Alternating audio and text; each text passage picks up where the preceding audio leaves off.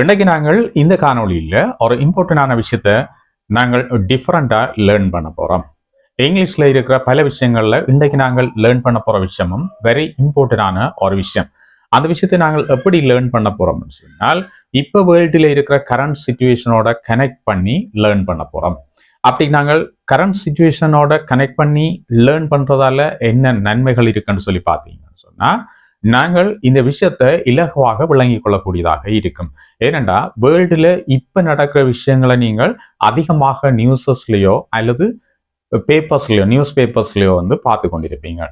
So அந்த விஷயங்களோட சேர்த்து நாங்கள் இதை லேர்ன் பண்ணும்போது இந்த இங்கிலீஷ் சென்டென்சஸ் அல்லது இந்த பேட்டர்ன்ஸ் வந்து உங்களுக்கு ஈஸியாக கேட்ச் பண்ணக்கூடியதாக இருக்கும். ஸோ அதால் தான் நான் இந்த விஷயத்தை வந்து கொஞ்சம் உங்களுக்கு கிளிக் பண்ணலாம்னு சொல்லி நினைக்கிறேன். நாங்கள் இன்றைக்கு பார்க்க போகிற விஷயமும் இம்பார்ட்டண்டான விஷயம். இதை வந்து மிஸ் பண்ணாதீங்க. இந்த காணொலியை ஸ்கிப் பண்ணாமல் தொடர்ந்து பாருங்க. என்னன்னு சொன்னால், நீங்கள் இங்கிலீஷில் லேர்ன் பண்ணி கொண்டிருக்கிற விஷயங்கள்ல இது வந்து இம்பார்ட்டண்டான விஷயமா இருக்கும். இது தொடர்பான ஒரு மேலோட்டமான வீடியோ வந்து ஏற்கனவே நான் அப்லோட் பண்ணியிருக்கிறேன்.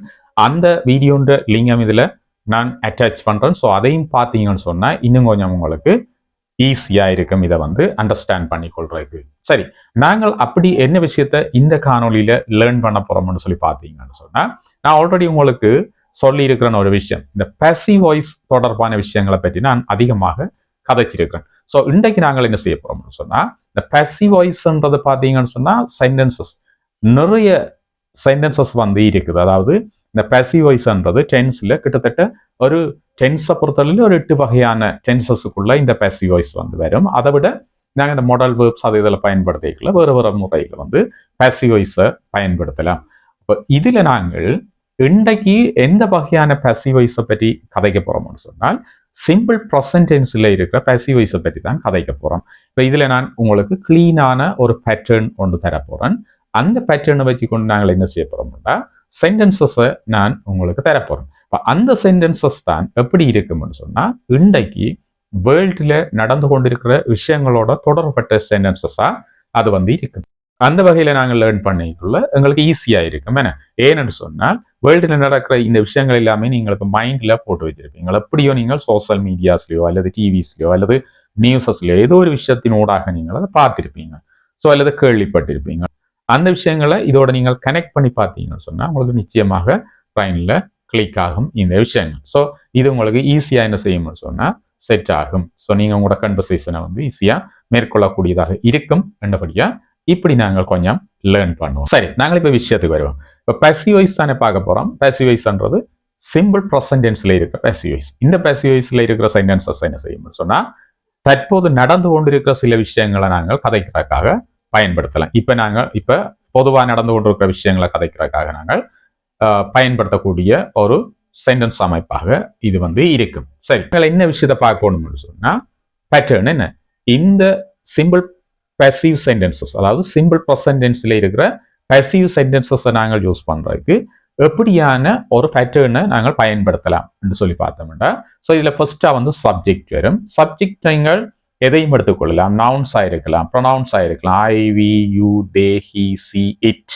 ஸோ இந்த சப்ஜெக்ட்ஸ் எதுவாகவும் இருக்கலாம். அல்லது தீஸ், தட் எதுவும் பயன்படுத்தலாம்.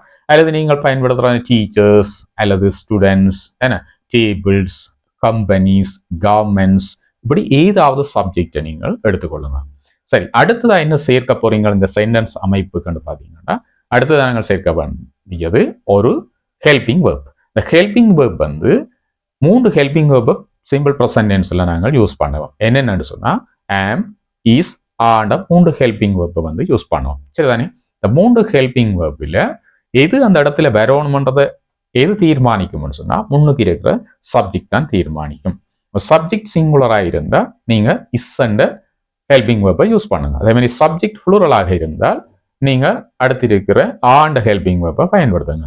அல்லது நீங்கள் ஐ என்ற சப்ஜெக்டை பயன்படுத்த போறீங்கன்னா அந்த இடத்துல வந்து ஆம் என்ற ஹெல்பிங் வேர்பை யூஸ் பண்ணி இந்த சென்டென்சஸை கிரியேட் பண்ணுங்க. சரி, அப்போ ஃபர்ஸ்ட்டாக நாங்கள் சப்ஜெக்ட், அடுத்தது வந்து ஹெல்பிங் வேர்ப் பயன்படுத்தும்.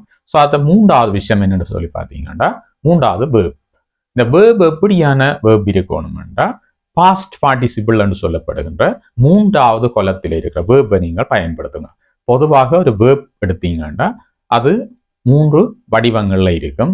முதலாவது பேஸ் ஃபார்ம் இருக்கும், செகண்டா இருக்கிறது வந்து பாஸ்ட் டென்ஸ் இருக்கும், ஸோ தேர்டா இருக்கிறது வந்து பாஸ்ட் பார்ட்டிசிபிள் என்று சொல்றோம். சரிதானே? அந்த காலத்தில் இருக்கிற வேர்ப் எடுத்து நீங்கள் யூஸ் பண்ணணும். சரி, இப்போ உங்களுக்கு சென்டென்சஸ் எப்படி கிரியேட் பண்ணணும்ன்ற விஷயம் வந்து ஈஸியா விளங்கி இருக்கும். ஸோ இப்போ நான் உங்களுக்கு ஒரு எக்ஸாம்பிள் சென்டென்ஸ் ஒன்று சொல்றேன். அந்த சென்டென்ஸ்ல இருந்து நீங்க இதை ஈஸியா லேர்ன் பண்ணக்கூடியதாக இருக்கும். அதோட இந்த சென்டென்ஸ் வந்து பாத்தீங்கன்னு சொன்னா இப்போ கரண்ட் சிச்சுவேஷனோட கனெக்டிவ் ஆகிற சென்டென்ஸா இருக்கும். சரி, இப்போ நாங்க சென்டென்ஸுக்கு போவோம். The ceasefire agreement is announced by the United Nations. சரிதானே? படியா பாருங்க. The ceasefire agreement is announced by the United Nations. Right? அப்ப ceasefire agreement என்றது subject. So ceasefire agreement என்றா சப்ஜெக்டா வருது, அது சிங்குலர், ஒரு சிங்குலர் சப்ஜெக்ட். அதால தான் நாங்கள் என்ன செய்யிருக்கிறோம், இஸ் அண்ட் ஹெல்பிங் வேர்பை யூஸ் பண்ணியிருக்கிறோம். ஸோ அதுக்கு பிறகு அங்கால என்ன பார்த்திருக்கிறோம், என்ன நாங்கள் சேர்த்திருக்கிறோம்னா வேர்பை சேர்த்திருக்கிறோம். அந்த வேர்ப் எப்படி வந்தது, announced என்று வந்தது. announce, announced, announced. ஸோ தேர்டா இருக்கிறது announced. ஸோ அதைத்தான் நாங்கள் யூஸ் பண்ணினாங்கள். சரிதானே? ஸோ ஒன்ஸ் அகைன் நாங்கள் இருக்க பார்ப்போம் இதை. The ceasefire agreement is announced by the United Nations. Right? இதன் தமிழ் எப்படி வரும்னு சொன்னா, ஐக்கிய நாடுகள் சபையினால் ஒரு சமரச உடன்படிக்கை மேற்கொள்ளப்படுகின்றது அல்லது அறிவிக்கப்பட்டிருக்கின்றது. சரிதானே? ஐக்கிய நாடுகளினால் ஒரு சமரச உடன்படிக்கை அறிவிக்கப்பட்டிருக்கின்றது. சிம்பிள் தானே? ஒன்ஸ் அகைன் அதை இருக்க பார்ப்போம். அந்த சென்டென்ஸ் எப்படி வந்தது, the ceasefire agreement is announced by the United Nations. The ceasefire agreement is announced by the United Nations. Okay தானே? சிம்பிள். அப்ப சப்ஜெக்ட் சேர்த்து நாங்கள் சப்ஜெக்டிவ் பிறகு இஸ் அண்ட் ஹெல்பிங் வேர்ப் பயன்படுத்தி இருக்கிறோம். அதுக்கு பிறகு நாங்கள் ஒரு வேர்பை பயன்படுத்தி நாங்கள் announced என்று சொல்லப்படுற வேர்பு. அதுக்கு பிறகு நாங்கள் ஆப்ஜெக்ட் வந்து யூஸ் பண்ணியிருக்கிறோம், யாரால அனௌன்ஸ் பண்ணப்பட்டதுன்னு சொல்லி இருக்கிறோம். அவ்வளவுதான் விஷயம். இப்போ உங்களுக்கு இது கிளீனா விளங்கி இருக்கும். இன்னும் ஒரு சென்டென்ஸ் இதுல பார்த்தோம்னு சொன்னா, the humanitarian aids are delivered to the affected areas. Okay தானே? the humanitarian aids are delivered to the affected areas. சரிதானே? பாதிக்கப்பட்ட பகுதிகளுக்கு மனிதாபிமான உதவிகள் வழங்கப்பட்டிருக்கிறது. சரிதானே? பாதிக்கப்பட்ட பகுதிகளுக்கு அதாவது மனிதாபிமான உதவிகள் வழங்கப்படுகின்றது. பாதிக்கப்பட்ட பகுதிகளுக்கு மனிதாபிமான உதவிகள் வழங்கப்படுகின்றது. சரிதானே? So the humanitarian aids are delivered to the affected areas. சரிதானே? இதை நான் சிம்பிளா உங்களுக்கு நல்ல ஸ்லோவா சொல்லித்தரேன்னு இருக்குன்னா இந்த ஃபார்மேட்டை நீங்கள் பிடிச்சு கொள்ளணும்.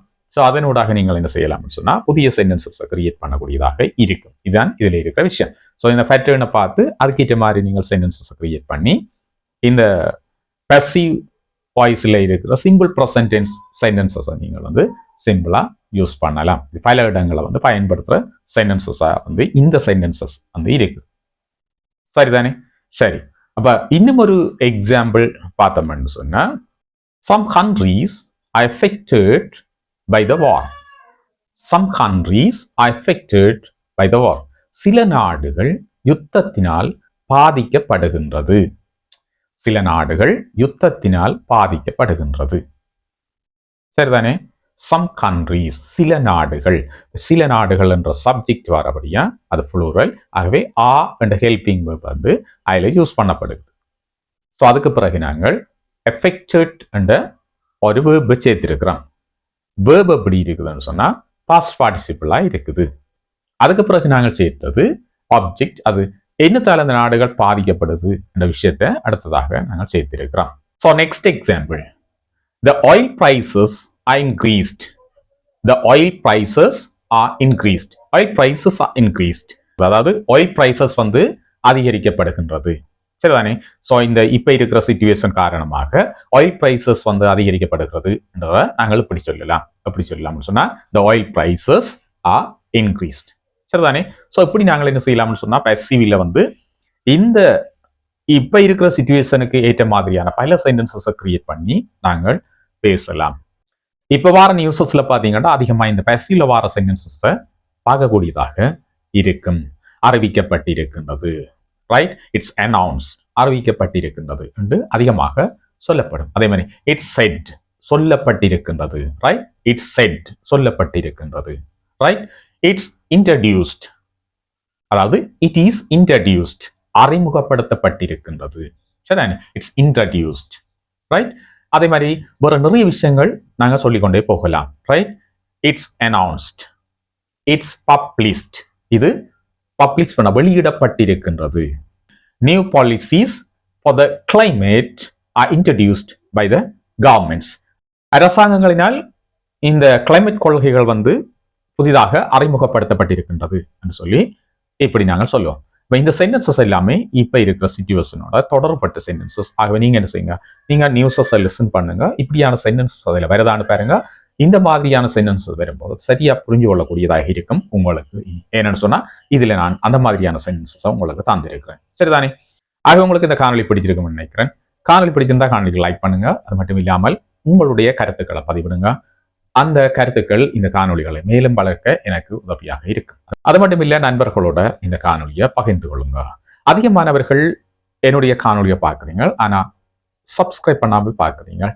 அப்படியானவர்கள் டாக் இங்கிலீஷ் பேஸ் சேனலை சப்ஸ்கிரைப் பண்ணி அந்த பெல் ஐக்கனை கிளிக் பண்ணி ஆல் அண்ட் ஆப்ஷனை கொடுத்து வைங்க. நான் பதிவிடக்கூடிய இந்த மாதிரியான ஏராளமான காணொலிகள் உங்களோட நிறையாக வந்து சேரும். அது மட்டும் இல்லாமல் டாக் இங்கிலீஷ் பேஸ் சேனல்ல ஏராளமான லாங் வீடியோஸ் மற்றும் ஷார்ட் வீடியோஸ் வந்து உங்களுக்காக இங்கிலீஷை லேர்ன் பண்றதுக்கு பதிவிட்டிருக்கிறேன். அதையும் சென்று பாருங்க, பயன்பெறுங்க. மீண்டும் ஒரு நல்ல காணொலியோடு உங்கள் எல்லாரையும் சந்திக்கிறேன். நான் உங்களுக்காக நன்றி.